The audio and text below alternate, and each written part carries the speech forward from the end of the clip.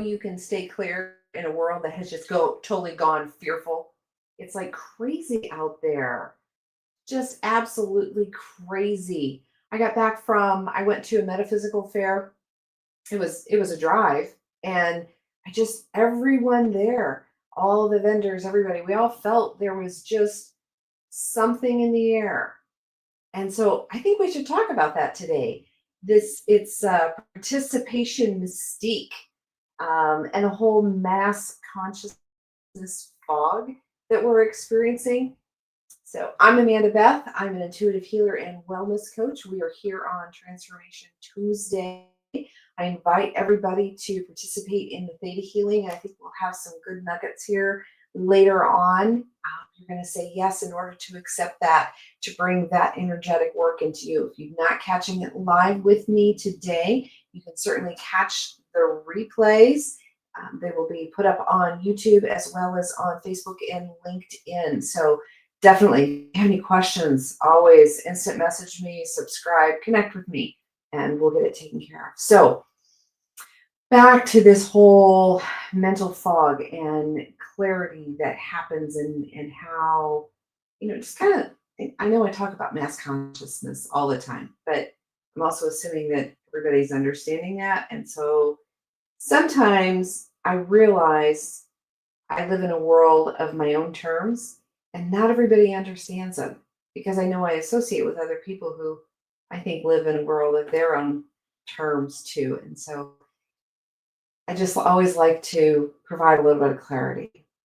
So if you've been feeling unusually heavy and anxious and overstimulated this recently, and you're just like, what is even going on? Your own personal life and things in your immediate control have not changed, but somehow you're just exhausted.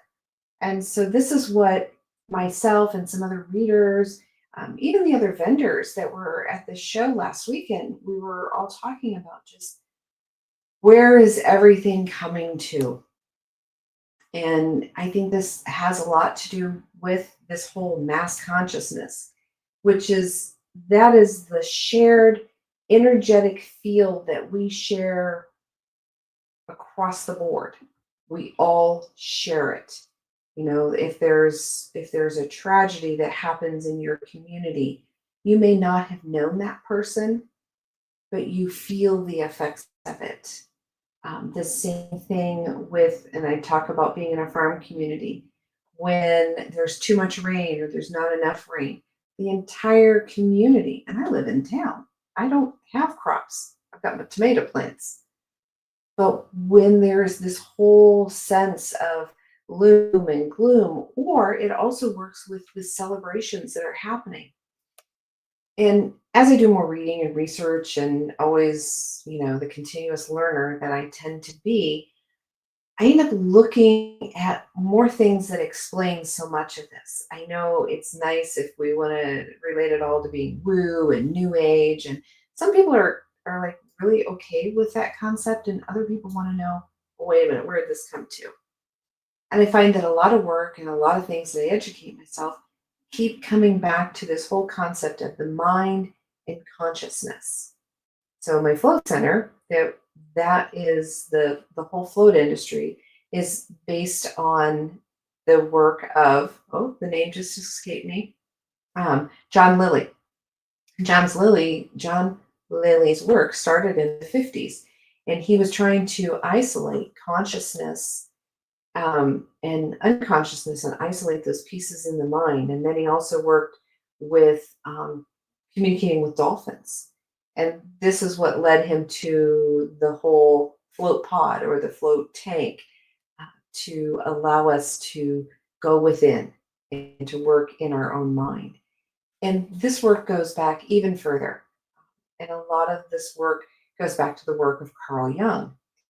And Carl Jung's work has come, I have a degree in psychology. I know who this person is. I studied about him.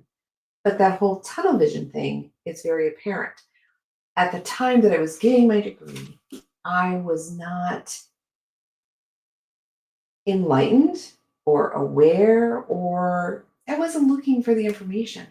So now when I'm reading the works of Dr. David Hawkins, who I am learning to love his writing style, he has a lot of information and he is bringing things back to the concepts that Carl Jung brought out in Carl Jung's 1800s. So today, how does this relate today? There's my tangent. My apologies. So Carl Jung had the concept of participation mystique. And according to Carl Jung, that is a psychological state where boundaries between yourself and others become blurred, where we unconsciously merge with the collective or archetypal forces. Now, I know a lot of times I talk about being an empath and being sensitive and taking on the energetics or the feelings, the emotions of other people around us.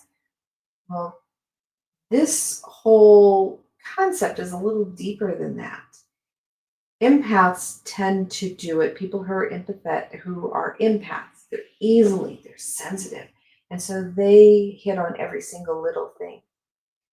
But moreover, part of the human experience is that blending of what's going on. This is what allowed us to communicate and survive in different tribal experiences and to blend in and to understand what was going on so that we did not live as individuals, as solo people out there. So this concept is clearly alive today. And I know with so much stuff on social media, yep, I'm going to hit social media again today. We need to get off of it. We need to leave it alone. We need to stay out of it. One of the consistent themes that I was constantly hearing this last weekend in talking to other readers and other vendors is the number of people who have absolutely cut that cord. They are not participating in big media or even social media as far as that goes. And I know if I was not a business owner, I would spend far less time on social media. I know how many times that I bring this up all the time, and the algorithms are so fear oriented. And this concept of this mass consciousness and this participation mystique gives it a kind of cool term. That is especially prevalent when media allows us to know minute by minute, play by play, what is going on in our own backyard and on the other side of the globe.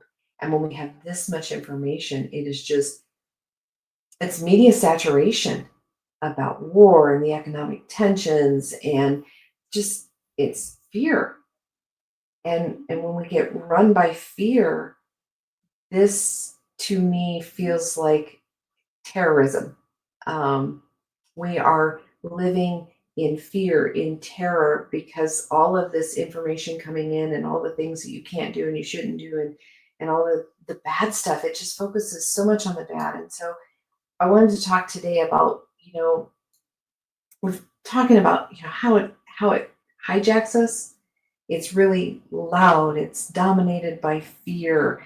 It creates a whole lot of fog because we're so inundated with so much information that it makes it hard to realize what's real and what's really affecting me as an individual, my immediate people that I'm responsible for, my family, my pets, my immediate community. And how do you pull yourself back from this? Um, the empaths, the creatives, spiritually attuned people, we are really, really susceptible to absorbing all of this stuff and not being aware how much of it's really not ours. And I know I talk about that a lot about the pain you carry isn't yours. You bring stuff in ancestrally, but we are getting just inundated and bogged down with all of this saturation. So today, I really want you to create an awareness of what this participation mystique and how it pulls us into things and how we end up being worried about things that we just really don't have business being worried about. It does not affect us immediately. And so when you're in different social media areas, especially during big political things, there are people in my social media who go on vacation. I don't hate them. I don't dislike them. I don't, um, I can agree to disagree, but sometimes with the constant bombardment, I just really need to pull myself back. And so if I can put their page on vacation mode, I'm not seeing it as much. Because even though I see it and I scroll, I have the power to keep scrolling, I'm still seeing it. And so we're still absorbing some of this. So, first of all, in order to really create this awareness, and with awareness, that's what's going to liberate us from a lot of this stress. So, first thing is to be aware. What am I feeling right now? Do that check in of what am I feeling? And why is this feeling here? What is the feeling? Why is it here? And then ask, is this mine? Why do I have this? Who around me has this that I'm picking it up?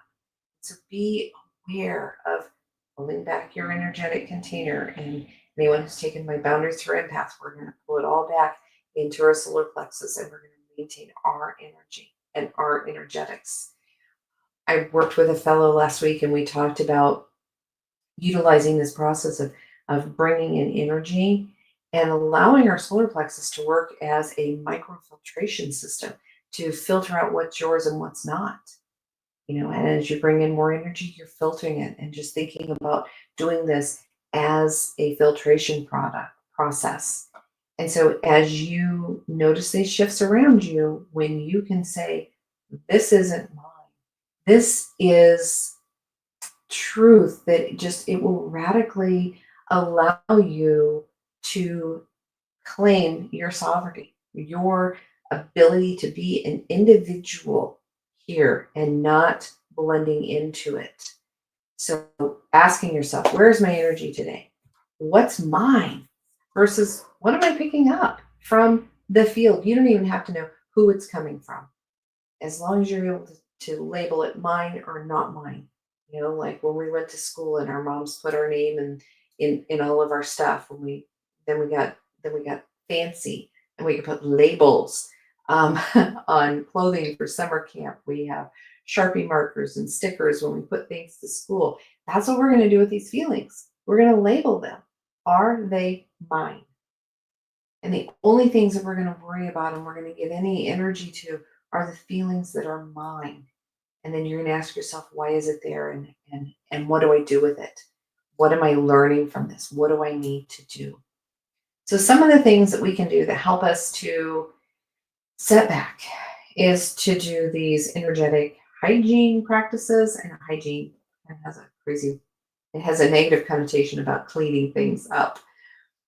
So some of the things that you can do to stay on track, define if these things are yours or not, is first create that energetic container you want to be in. Make sure you're doing your breath work. My favorite breath work is the 4 count breathing or box breathing. Then being grounded. Make sure you're grounded. There's grounding meditations. I have one. There's a bazillion more out in the ethers. Although I encourage you to stay off of them, find one, listen to it, and turn it off. The other thing, if you are able to do, goodness, my computer is warning me of something here. So you're going to do that breath work, and then you're going to get grounded. You can use a grounding meditation, or what's even better is go out into nature, get grounded, go walk barefoot in the grass, get your toes dirty in the mud, go really connect with that. And if you don't have the opportunity to go outside, consider doing salt baths.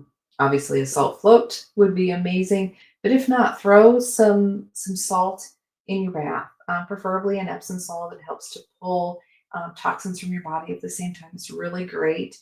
And then any visualization that you can do to create a break in that cord. As theta healers, we do an energetic break where you're going to take your hands and you put them together, kind of like this, like a little sandwich, and you're going to pull them apart. And as you pull them apart, I want you to envision that you're separating. It's like opening up a Ziploc baggie. You're pulling that apart. And then I want you to reach down and just zip your container up. So you've separated and you've zipped your container up. So you can do that. Some people imagine cutting cords. If you imagine all of these things that are connected to you, again, these things do require some visualization. Not everyone has that ability to visualize. So if you are struggling with visualizing, certainly connect with me, connect with anybody. There's all kinds of ways we can help you to learn how to do this. And first thing is to remove that I can't. Don't ever say I can't visualize. Say I'm working on that. I'm learning how. So let's throw in some theta here because I hear this a lot. I can't visualize. Well, let's remove the obligation to understand visualizing things. Let's remove what prevents you from visualizing things, and let's remove can't from your vocabulary as much as you possibly can, and the discernment to know when you are able to do things and when is a good time to try it. Okay, let's do that. Okay, so yeah, we're going to work on visualizing. Um, and being able to visualize that you are bringing your energy into your solar plexus. You visualize the cords that are attaching you to things so that you can cut those. You envision protecting yourself in a big, beautiful golden shield of light to protect yourself from some of this negativity. Let's download the discernment to know what is negative and what is not as negative. And let's increase your ability to discern what is your information and what is not your information. So you can better discern what belongs in your energy field and what doesn't. Okay? If you'd like those, just say yes out loud. We're going to provide some forgiveness for not knowing better. We can only know what we know. And now that we know, we're going to do so much better. We're going to have that discernment. So let's do that work. Just say yes out loud and in the comments.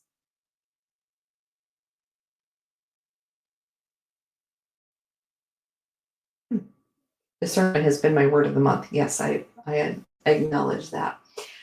Okay, so now we've kind of done some visualization. We've created a energetic container that's going to help keep us safe. We'll have that discernment on that safety.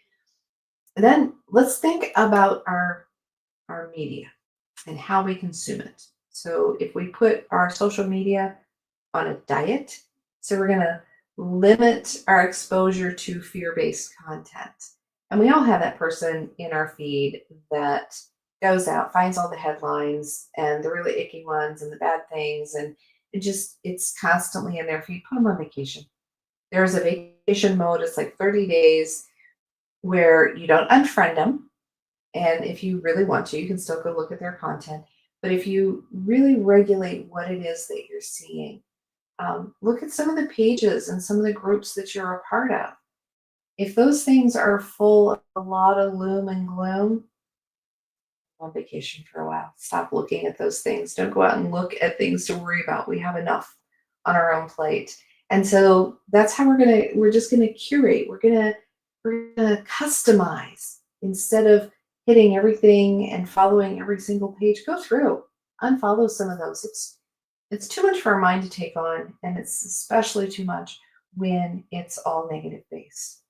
So yeah, that feels right. Yeah, just go curate it. It's an a la carte menu. So the things that bring you joy and happiness, the kitty cat videos, the bird videos. And again, we're going to a lot of that nature stuff, the things that do that.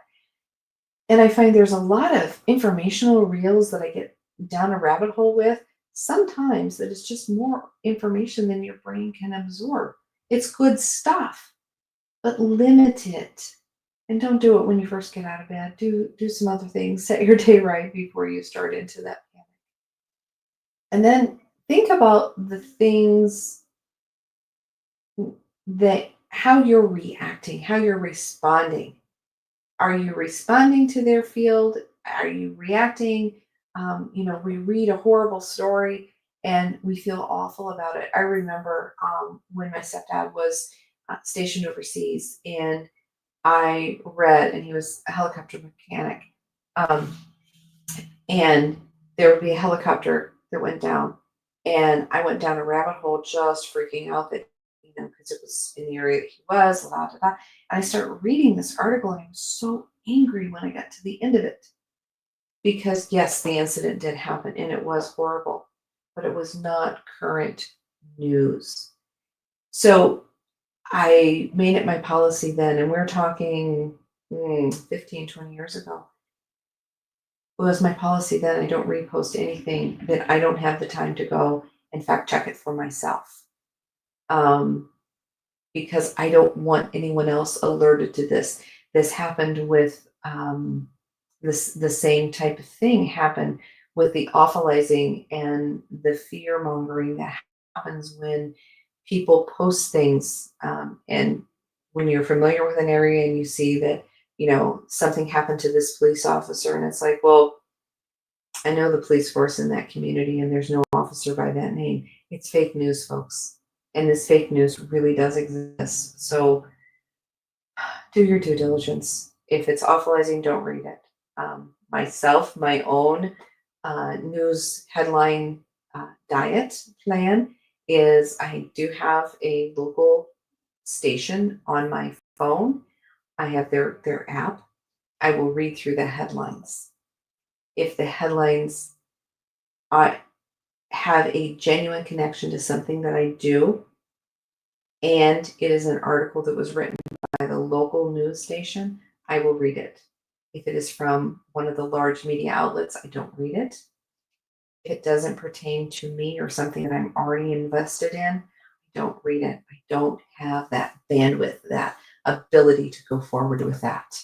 So, make sure you're checking with what it is. Find the things that bring you joy. A new crochet pattern, absolutely. I love it. I love it.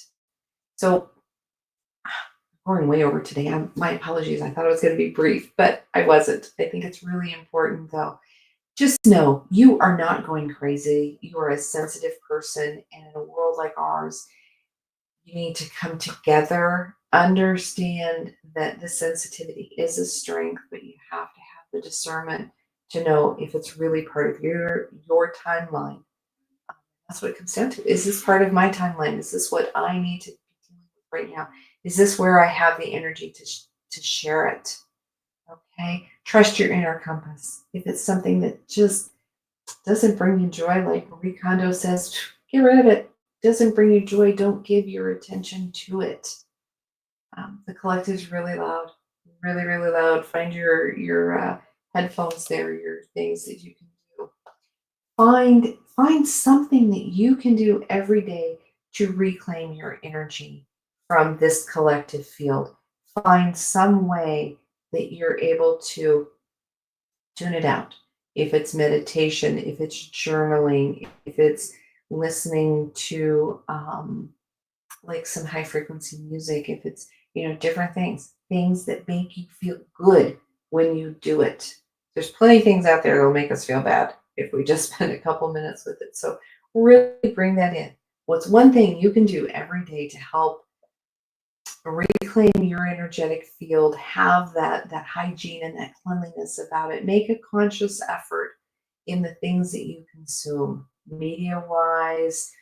Andy and I are forever talking about how we do our health and contributing to what makes our bodies individually work and be in sync. Um, so that feels pretty complete for me today. I know we have so many things going on, and as part of the Chronic Health Collective, we are launching season 2 tonight. This is going to be so awesome. The panel, we've had some panel members shift. So we've got a new panel to take into consideration, and this is going to be, I am so excited. I am so excited about this. So tonight we're going to kick it off. We've got a panel discussion. We're all chitting and chatting and introducing ourselves and kind of laying out how things are going to change. This year's Chronic Health Collective is going to be a lot more interactive, and we're going to kick the show off tonight, 7 p.m. Eastern Time. You can see it on E360 TV. You can watch it live on Facebook. You can also catch it on YouTube at chronically healthy life. Oh, so many chronic health things there. So yeah, catch it and check in on that, and definitely make sure that you like, subscribe, catch up with me and a direct message. Find me on any of my socials. You can go to amandabethhealing.com/linktree. That will shorten your curve as to how you want to connect with me. I look forward to seeing you next week. And yeah, let's stay healthy, stay in our containers. Thank you.